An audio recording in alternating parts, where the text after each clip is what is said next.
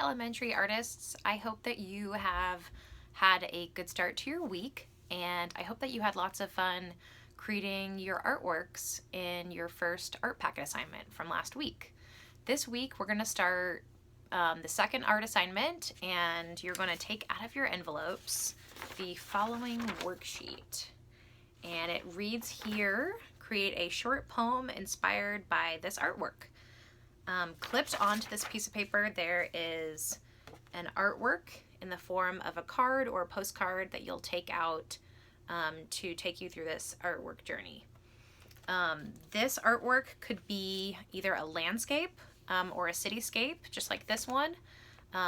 It could be a still life where objects are represented in a nice scene. Maybe it's a vase of flowers, maybe it's a bowl of fruit, maybe it's an object of some sort, or it could be an abstract painting. That's not necessarily something that looks realistic, but it could have some really interesting shapes and forms and colors to it that could make for a really interesting poem. So the first thing that you're going to be doing is really taking a look at your artwork and examining it.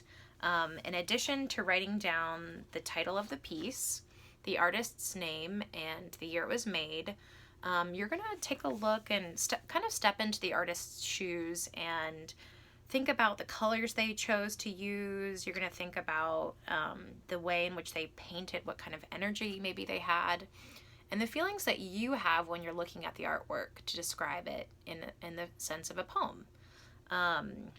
When you are recreating your artwork in the space above or on a separate piece of paper, if you wanted a larger space or maybe a different kind of medium like watercolor paper,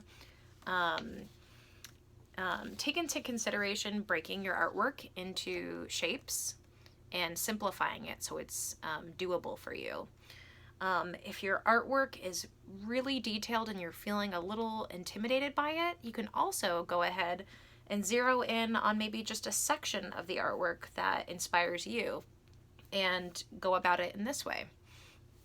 Today for our Zoom meeting, we are going to talk about how to brainstorm for a poem so that we can make really descriptive, interesting poems that can really complement our artwork and help us to understand it better, because we could learn so much from these famous artists and help us with our own art practices. So I can't wait for you guys to start, and as always, please email me if you have any questions or if you'd like to share your artwork. Thanks.